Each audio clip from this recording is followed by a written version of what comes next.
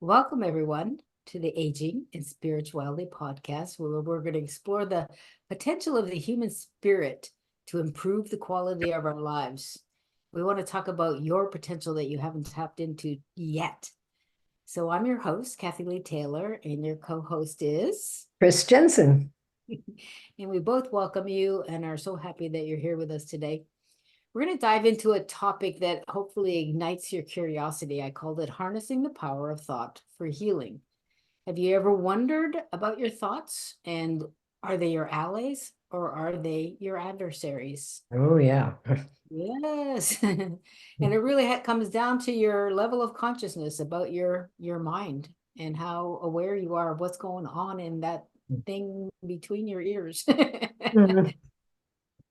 We often underestimate, however, the immense power that our thoughts have. They have a profound influence on our well-being.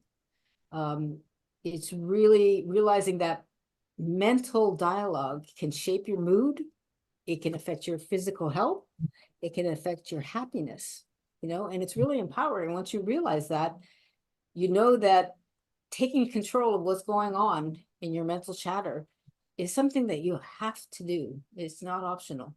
As yogis, we know that a mind that's left to wander alone is going to create chaos every time. Every time.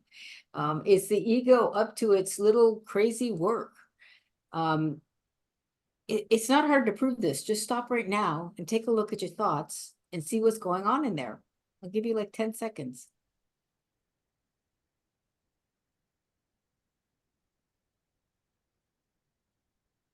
For me, I'm looking ahead, thinking about what I'm going to be talking about. I should be right here in the present moment. So that's what I'm going to change right this second.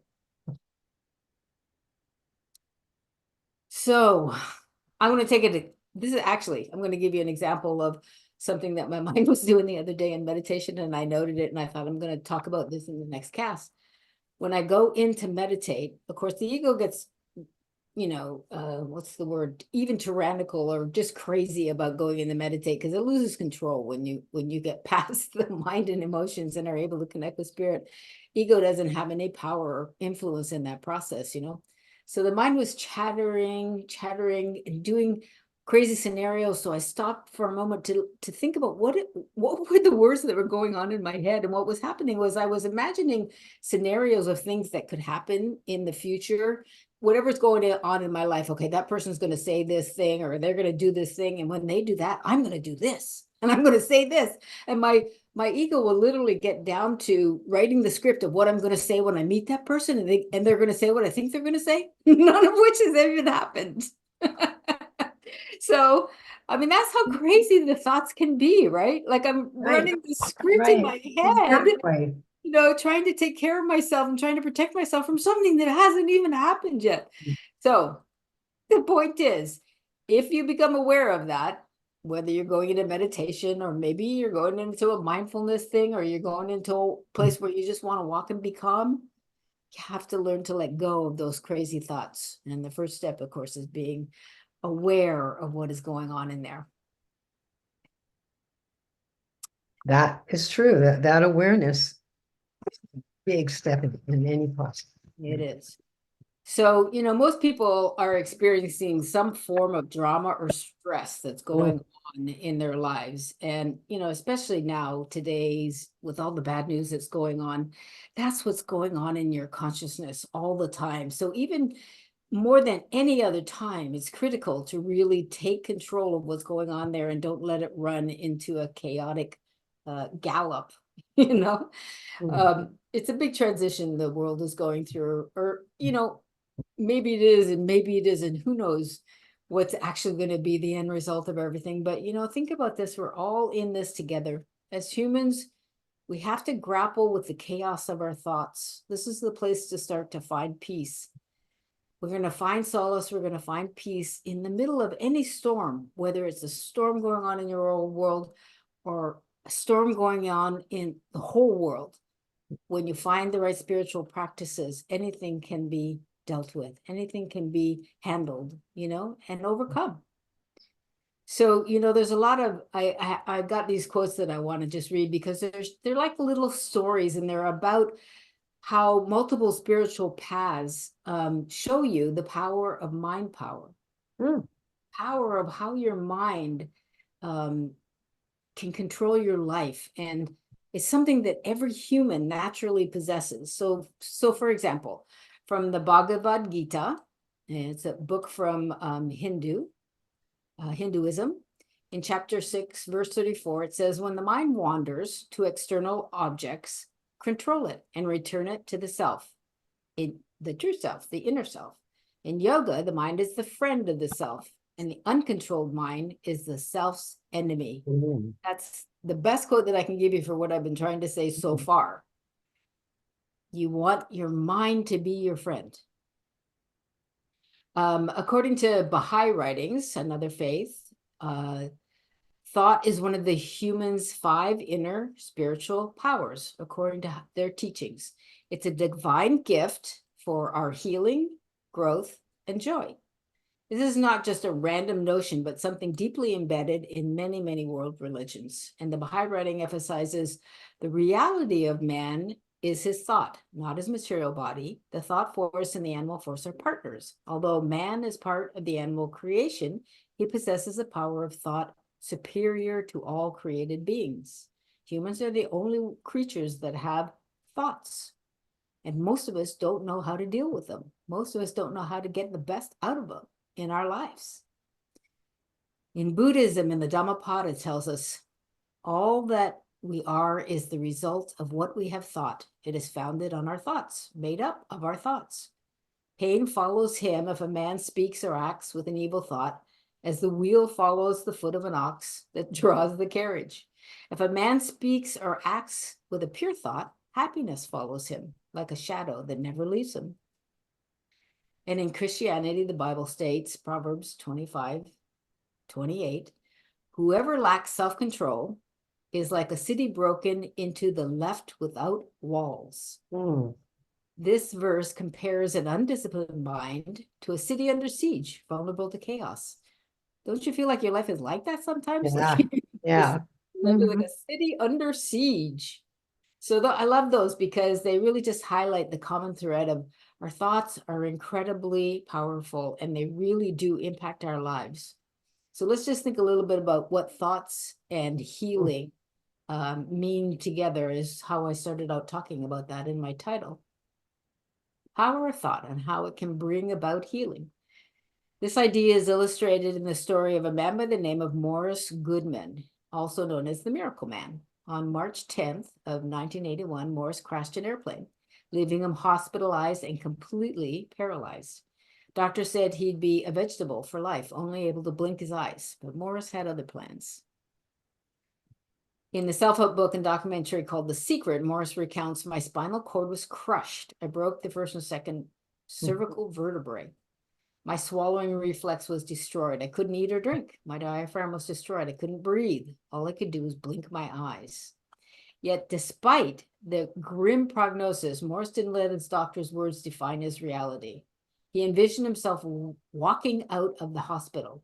With nothing but his mind to work with, he focused on breathing deeply, listening to an inner voice urging him from inside. Against all odds, Morris weaned off the respirator and eventually walked out of the hospital on Christmas, just 8 months after his accident. Yeah. About the power of healing. Wow. This Wow. is really a testament to the incredible power of thought and faith. Yeah. He sums it up beautifully, saying, for people who are sitting out there right now and are hurting, that's any of our listeners, we're talking into you. If I wanted to sum up my life and sum up for people what they can do in their life, I would sum it up in 6 words. Man becomes what he thinks about. There's another great example that I couldn't pass up talking about, and that is the healing story of Anita Morjani, who wrote a book called Dying to Be Me. Anita had terminal cancer and was hours away from dying. Her internal organs were shutting down, and the prognosis was completely dire. But while in the hospital, she had a near-death experience that culminated in her returning to her body. And just months after her hospital release, the doctors could not find a trace of cancer in her body. She talks about this all over the world now, travels around just talking about her experience and, you know, what she remembers from her NDE and what it means to her life now. Her book, Dying to Be Me, which I have read, discusses what she saw on the other side and how she decided to return and heal her body. She had a choice. The rest is really history. She's traveling around and talking about it now. And if you have not read that book, I highly, highly recommend it. I mean, I know from my own personal near-death experience, the power of connecting to your soul, learning to channel that divine energy into the world transforms your life, changes your life forever. You're never the same person. You are so much more, and so much more in touch with the potential of what's inside of you, what you can express and what your soul's purpose here, and you know what you can do with your life to make your life really, really productive and fulfilled. So, I mean, it's one of the reasons we do this podcast every week. Yeah. So what does that mean for our listeners?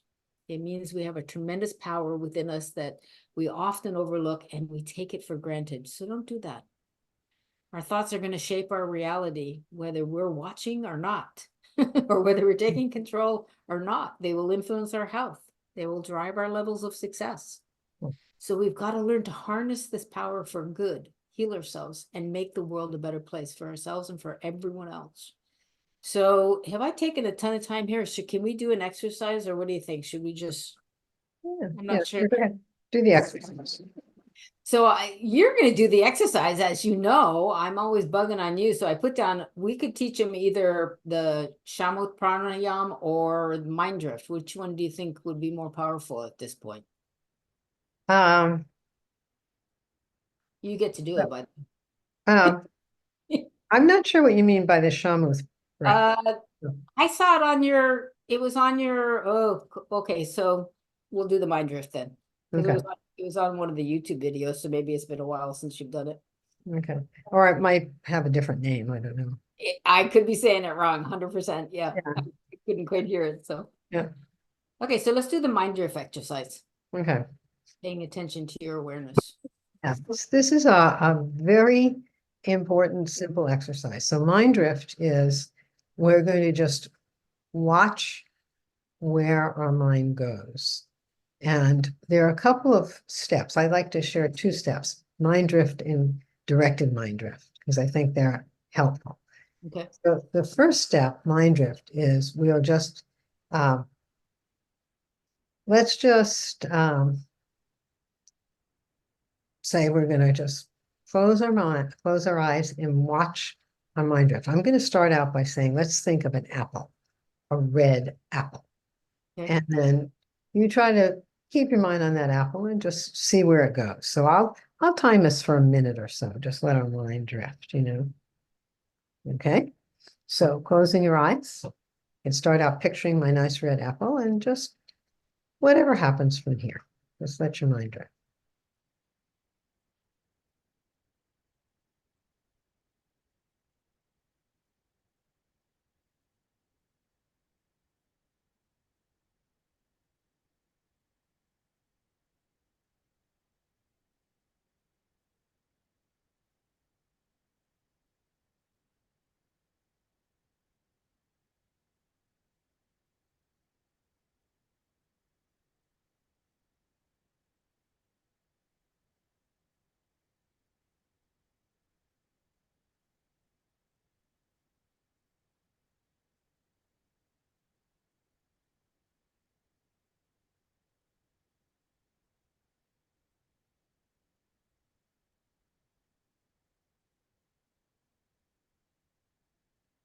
Okay, bring your awareness back.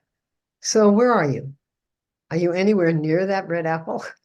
Mine was dancing all over the place at first, you know, like you see in a Disney spot or something. Yeah. And then it just kind of calmed down and it had this kind of glowy feeling around it, and it just kind of relaxed a little bit. So that's what mine did. Yeah, mine ended up in an apple tree in my grandmother's yard when I was a kid. Oh, So how cute.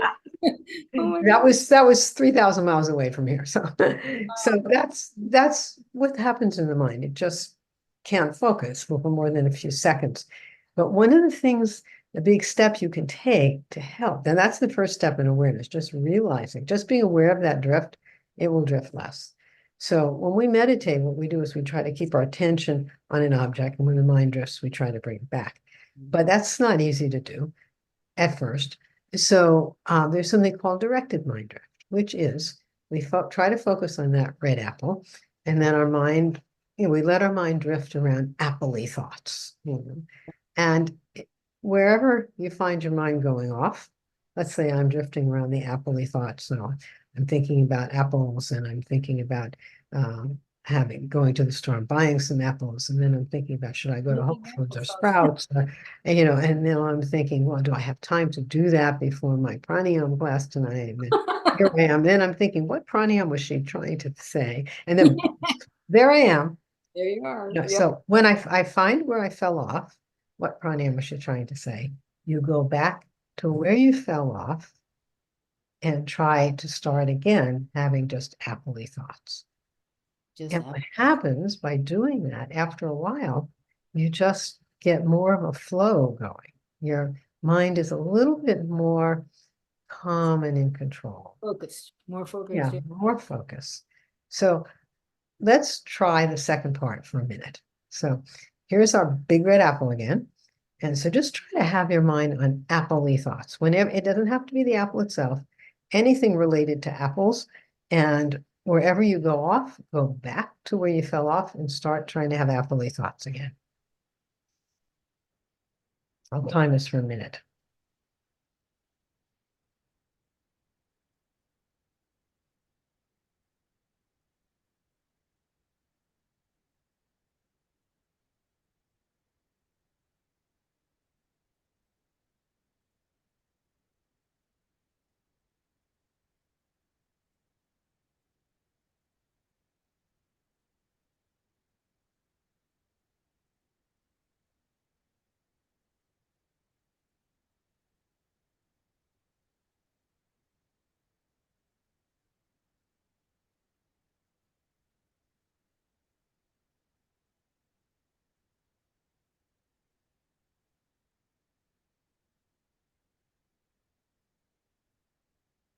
Okay. So how'd you do? Immediately I saw, remember that comedian Gallagher used to smash fruit with Yeah.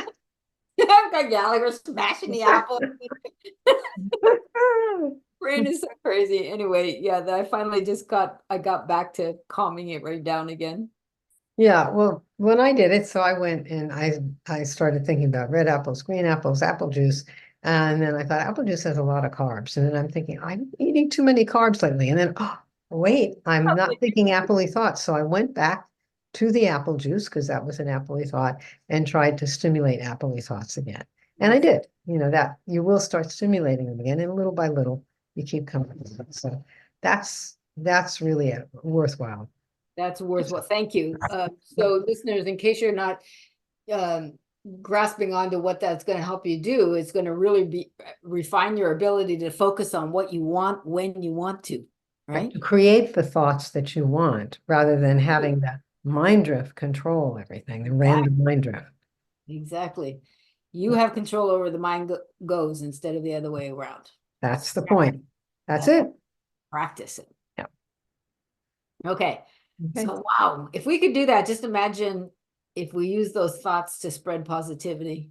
Yeah. Right? I mean, that's what yogi spend a lot of time doing, focusing on very positive things and sending that positive energy out into the universe. Yeah, that's exactly right. Maybe visualizing your goals. You want something, you want to see something, you want to get something, you want to create something. You can use it in that as well, and eventually a lot of those material things don't matter to you as much, when you get our stage in life older. We do things like just focusing on our faith and the potential to, create really good vibes in the world. The potential to absolutely some of the craziness is going on right now. So, if you're in that place too, don't let this gift, don't waste it, use it. Should be sending out powerful, I mean, we start off a day just chanting Om 3 times, sending that energy out into the world, it's really, really powerful, It's very powerful. And just shifting your awareness and creating a different thought, one different thought every day, that can make a difference. Yeah,